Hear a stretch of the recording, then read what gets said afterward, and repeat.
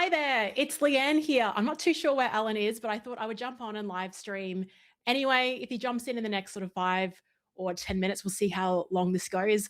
Of course, we'll bring up on stage. But if not, I just want to say good day and say Happy New Year to all of you. So we've got Alan here. Alan is joining us. Good day, Alan. I'm sorry, everybody. I thought this was 4:30 my time. I Uh, beg hey, so. I've kept the show running for you for 15 minutes. I was I'm like, sure you did. So I toast you. okay, cheers to you. I was like, what would Alan do in this situation? Like he would totally just jump on live and talk. So here we are. Great to have you here. Welcome everyone. Alan, they've been listening to me for the last 15 minutes talking about the new year. What's on for your new year? Well, I don't make resolutions. I mean, I think they're kind of silly. I think that you look forward and you resolve that you want to accomplish as much as you can and take advantage of the blessings that you have, Mm. and you want to help other people. And I think that a simple resolution, even partially kept, is better than grand resolutions that you don't keep at all. Yeah. I mean, I kind of avoid the word resolution. I think it adds a lot of pressure, but I do like having sort of projects that you do or things that you might try, maybe experiments is a better word for me because Yeah, but you don't need New Year's for that. exactly. Actually, I was just talking about that. I think we put way too much hype on the new year, and it's like there's every moment and every day to reflect and obviously adjust and course correct. Yeah, I agree. And so, what's on for your 2026? What's on for me? Well, I've got 5 books coming out this year. The first one next month, the second one in March, two more mid-year, and then the big one near the end of the year. Although I'm halfway through that one already, so it might be moved up. And we just came back from the West Coast, seeing our West Coast family, and now we spent part of Christmas also with our East Coast family here in Massachusetts.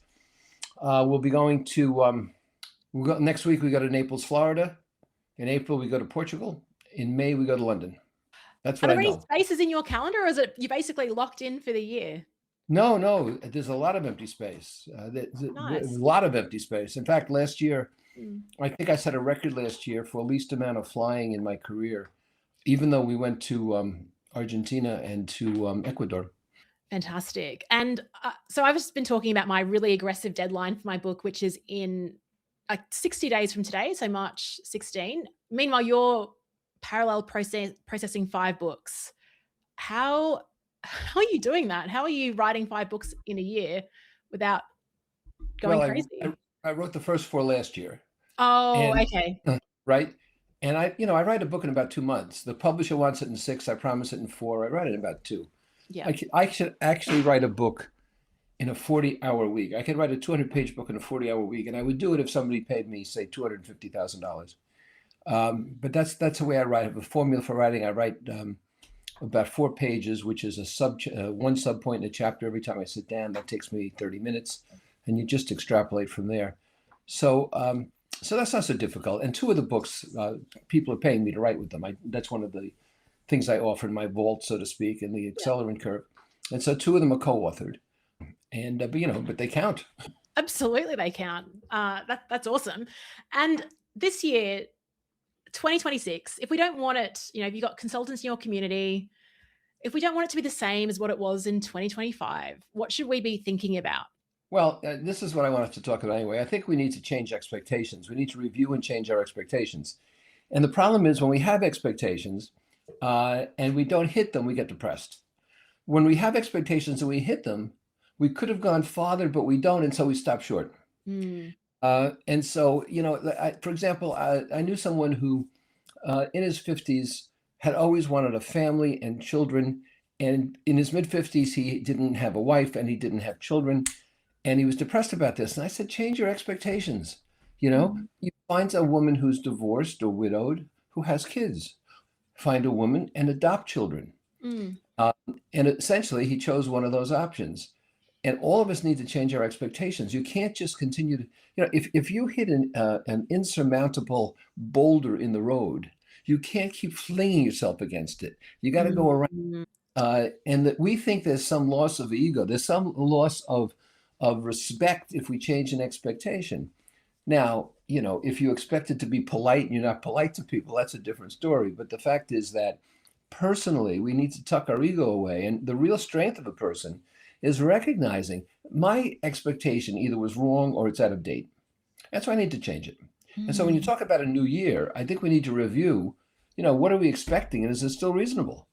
How do we know that though? Because sometimes maybe we are just around the corner from getting that. Like, and a lot of the time we might think it's quitting. And so we don't want to be the quitter. We want to be that resilient person that finishes the job. Like, Well, how do you you know? see what happens? But what happens is, see, you attach a pejorative word, quitter, instead of somebody who's clever, instead of somebody who's Yeah. resilient, instead of somebody who's resourceful. So our self-talk damages our ego still more. Yeah, and Mm, the fact is that really bright people are able to understand when they should power forward and when they should circumvent something and when they should give up something entirely.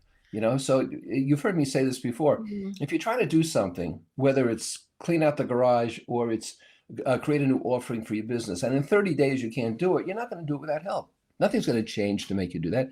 And if you get help, if you get an expert to help you, and you still haven't done it in 90 days, you're not going to do it at all. So hire a firm to clean out the garage and hire somebody who will create a new product for you. But it's not going to happen, right?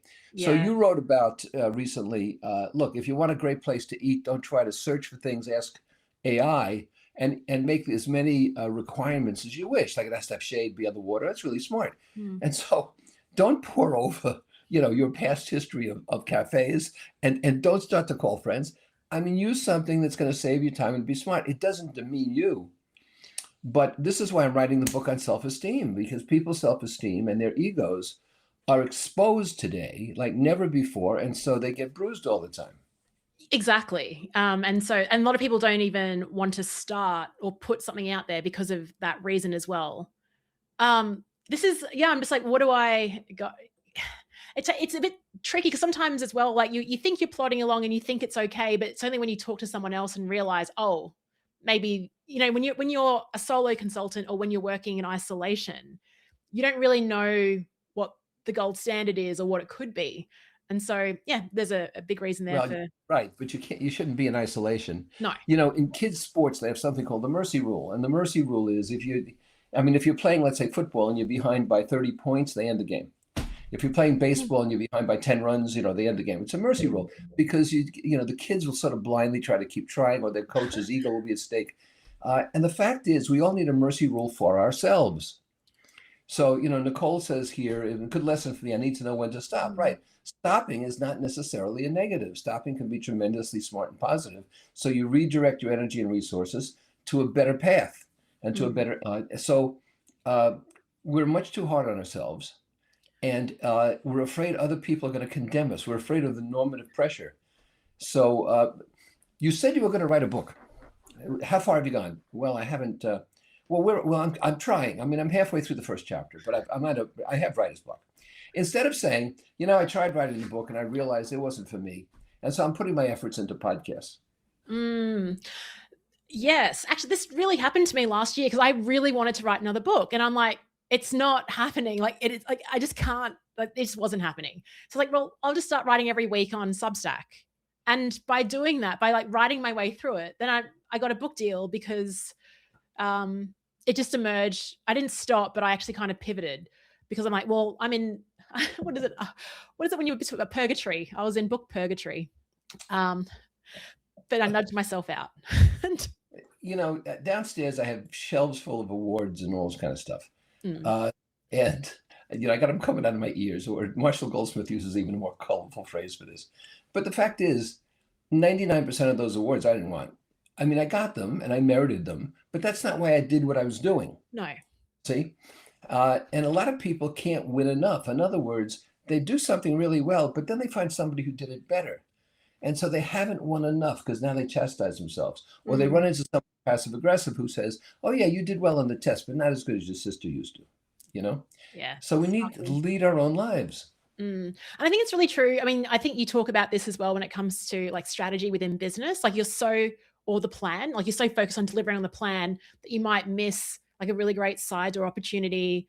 I spoke to you at the top of this episode around your year, and I'm like, oh, it sounds like everything's locked in. But you're like, no, there's still space to do other things. Like you're not, yeah. And I think probably the biggest fear I would have is having a year that's everything's like, I know exactly what I need to do. I just need to deliver on it. It doesn't give you that space for, yeah, for new things or potentials that might actually be a lot better for That you. applies to time and money. People say, how Mm. much time should I put against marketing? Oh, I've spent all my development money.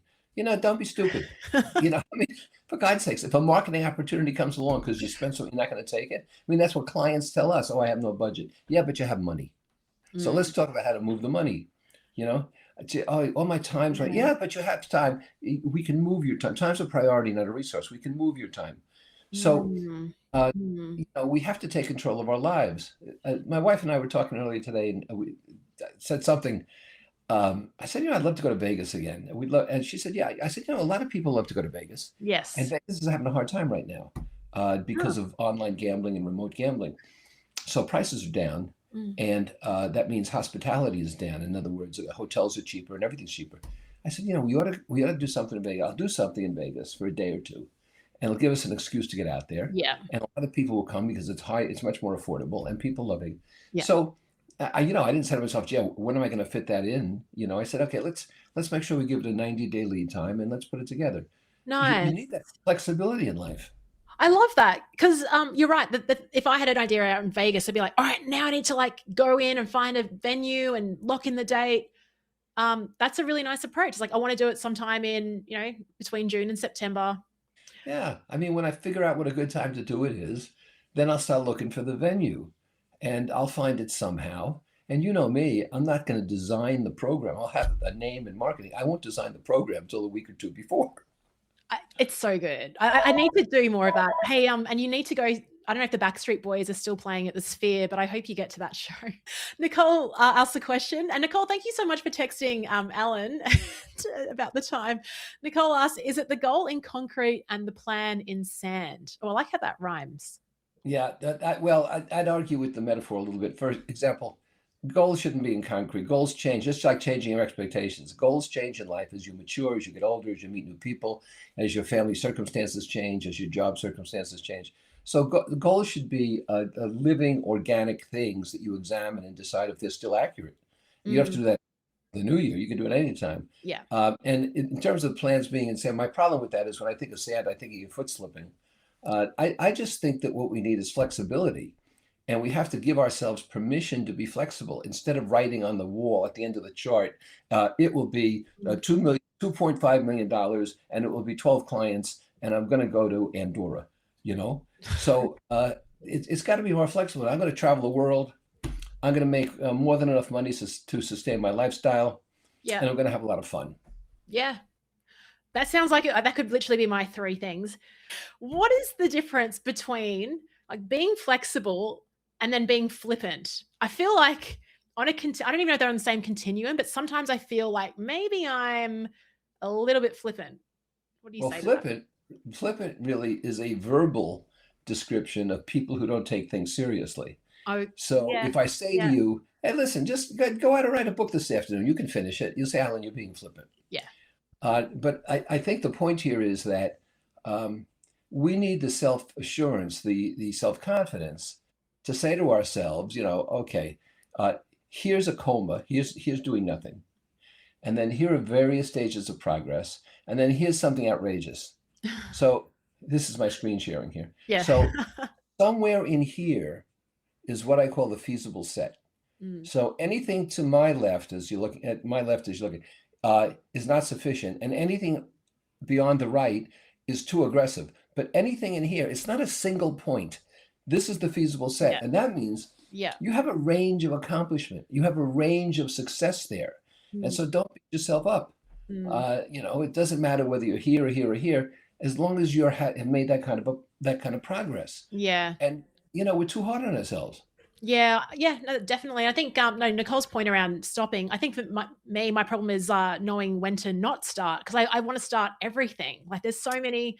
I just see a ton of amazing opportunities, and so it's like, how do you pick the one? Well, I told you earlier, every time I see you doing something, you're doing 12 things, not one thing. Exactly. I mean, so that's a lot of energy and it's a lot of insight and innovation. That's all great.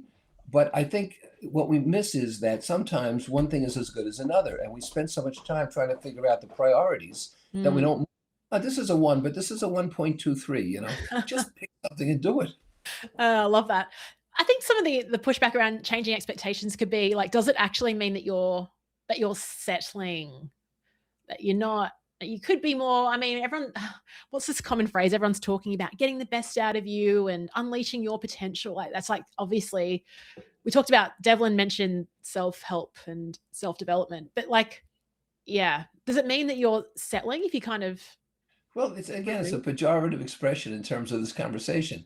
Uh, I think what it means is you're being discretionary. You're using your judgment, Mm, and we don't trust our judgment enough, mm, and we're not honest with ourselves. Let me go back to Vegas here. okay. Uh, when my wife and I gamble, we allot a certain amount of money that we're going to gamble, Yeah. and our expectation is we'll have a lot of fun. Yeah. Our expectation, not that we're going to win, that we're going to have fun. If we win, it's a benefit.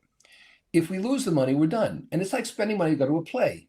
You might not like the play, you might like it, but the money was spent for entertainment. Yes. And so if you go with the expectation of winning in Vegas, you're out of your mind. Totally. If you go with the expectation of just having a good time, that's very reasonable, you know? So if you go with the expectation of trying, let's just say to lose weight, everybody's injecting themselves with everything these days. Um, uh, what what if your expectation was simply had to be healthy? What if your expectation were not to look like someone else, but to be healthy and happy, and to lead a certain lifestyle? Yeah. So we control this, but Mm. the advertising and the normative pressure and the influencers and everything else put undue pressure on us. Yeah. So Chris and I, when it comes to health, like our health goal is just to be healthy so we can like sit in an in a plane seat and no one really cares. And also like just we can go and travel and do cool things and walk all day. Like that's the fitness goal really, is just to be mobile and be able to do stuff.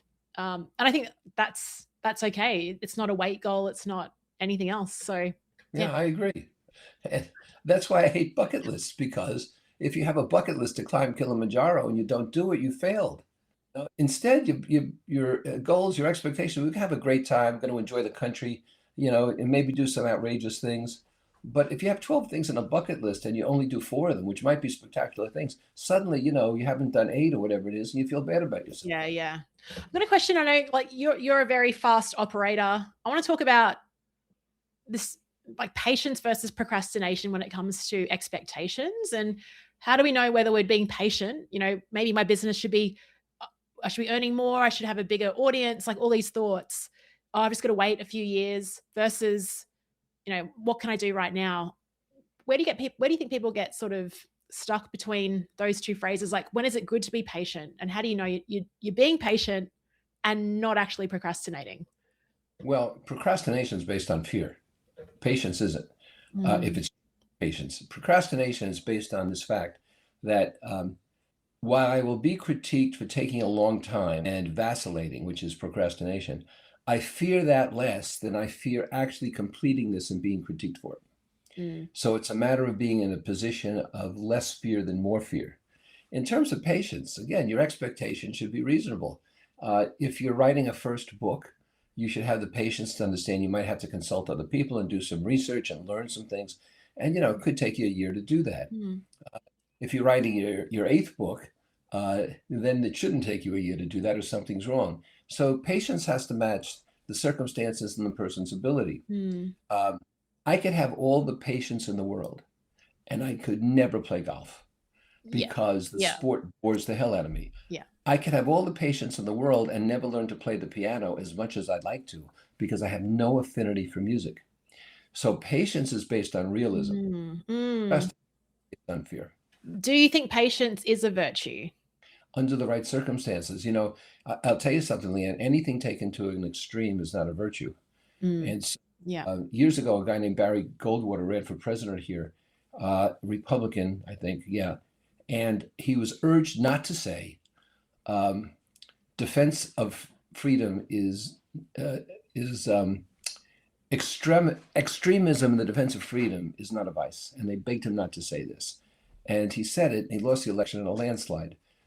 Anything taken to an extreme is usually a negative. So we have to be able to say, more of this isn't necessarily good. I'm at the good place. See, this is the feasible set, Yeah. but Yeah. more of it could be a negative. There's a Yeah. limit to how much lobster I should eat. Never. I'm talking Australia. I'm talking not those crayfish you have down there. Okay. Nicole's goal, speaking of lobster, it's a healthy, yeah, not in moderation, healthy, happy, wealthy, and wise. I love that as a goal, things to aspire to, fitness goal to be able to ski at 80 years. Amazing. I can't even ski at 42. So I've just never been into, I don't think I have the patience to ski, to be honest. I think that's just something I'm not going to attempt. Well, you believe it or not, I'm 80 next month. I'm the eldest of the baby boomers. Oh, And wow. I don't, but I could still ski. And I can do a lot, but I'm realistic, understanding now what I can do and what I can't do. Mentally, there's no difference, thank God. But physically, I'm not going to go out and shovel snow. Yeah. Yeah. Yeah. Yeah. That's that realism, right? Yeah. I asked, we talked about this before you jumped on. I was just getting into a conversation around what's being overhyped into this year. What do you think has too much hype or too much attention? Well, the obvious one is AI as an anodyne, Yeah. as a cure-all. Mm. It's very, very useful. It'll also suck in a lot of people's time. Just like when the internet first hit, social media became a time dump. And so I think that the biggest overhype is AI. Mm. People are saying it'll wipe out Hollywood, it'll wipe out the entertainment community. I think it's kind of premature to say that. But uh, I think another overhype is this whole thing about toxic workplaces. We need to get rid of that. Yeah. We need to escape the whole old woke movement. And that's one of the last residual parts of it. And if you're complaining about constant toxic workplaces, it's you, it's Mhm. not them. And I think that if I don't know what a toxic workplace means. I mean, people aren't being poisoned, but if you have a toxic workplace, I think it's because you have toxic employees. And Yes. so Yes. people need to Yes. take accountability for themselves Yeah. and stop crying about the boss and the organization and Wall Street and consumerism and everything else, Yeah. you know? Yeah. Do you find some people they like every single workplace they've been in has been toxic? And it's like, okay, what's the denominator here? I would Yeah. never say that, but yeah, Yeah. like constantly I want to complaining make around. I want to make one more nomination here, which might be surprising. And Okay. that there's too much hype around gambling, especially in the United States here, because Really? you can bet on a stroke during a tennis match. You can bet on points during the basketball game. They've arrested some officials and they've arrested some players who have deliberately tried to influence games. And there was just a news article Mm. today. Mm. I think 28 former and present college players have been arrested Uh, for affecting the score by not doing their best or whatever it happens to be. I think gambling is going to undermine um, sports, but I do think that this is where AI can help in mm. that you can use AI in place of the officiating, where the ball is placed. I mean, they already use it in tennis and so forth. Yeah. And you can use AI to track betting patterns and how many points people score in games. I think that's going to be important because otherwise, when I grew up, there was a racetrack down in Jersey in the Meadowlands, and you weren't really betting on you thought the best horse. You were betting on the horse you think was rigged to win the game. So it was still betting. It's still, yeah, you're betting on like the human psychology around that. But I think Australia per capita, we are we're the biggest gambling problem in the world. Um, Really? yes. What kind of gambling? Sports, horse racing. Um, if you watch any sport on TV here, like during the ad break, it's all gambling. They did a lot of parliamentary inquiry into it and how bad it is, and the apps and everything else. Yeah, we are the worst country in the world for it. So, and we've had God, even our cricket team, which we think like outstanding citizens, like a few years ago, got embroiled in some controversy in South Africa. I remember that it was a big deal. You never cheated cricket, It was a right? terrible. Like we lost all faith in our national team. So they've built it back, but it was a dreadful. Like it was, I was like mourning. I was like, this is. I was really, I was quite real. I was really sad about it, to be honest. Elizabeth, yes, workplaces with cultures that use circular firing squads for survival are toxic. Those are the workplaces to avoid at all costs. When accountability is being hid from, that's a bad place to work. Um, Well, if you have circular firing squads, which I interpret as people firing at each other, uh, the idea there is to not get in a circle, right? And if mm, look, mm, let me put it this way, and I'm not arguing with Elizabeth here. What I'm making is this point: mm, we all have choices. That's part of expectations, and our choices are to leave. yeah. And so, if a workplace is just aberrant for us, If it's the antithesis of where we want to be, then go find another job. There are jobs, Yeah. find something else to do. And if it's just like somebody who's divorced 4 times. It turns out they kept marrying the same people, right? Yeah. That's what Yeah. Yeah. psychologists say. Yeah. And so stop doing that. You find somebody who's completely different. And so if you're in a succession of jobs that are so displeasing, break that cycle Yeah. and do something different. But no one forces you to work in an environment like that. No, no. I agree. And I was sharing an exercise before you jumped on about just going through like last year's calendar and just writing a list, 2 columns, what you enjoyed doing and what you didn't like to do. And obviously just stop accepting invites to do the same type of things this year if it didn't bring you joy or you didn't learn from it. Right. Stop inviting your drunken uncle to the party. That's right. But he might change. I like that. I would have that optimism. I'm like, you got to hope that people change. Anyway, Alan, I'm so glad that you got to jump on. Thank you so much for joining us for our season debut of Talk the Walk. And it was actually fun to riff a bit before you joined us. And thanks for staying on the call. If you were also waiting for Alan, it was great to have you here. I apologize. I apologize to all of you, and I apologize to you. And I'm sorry. And next time I'll be more careful. Hey, Happy New Year. Great to see you. Happy New Year, everybody.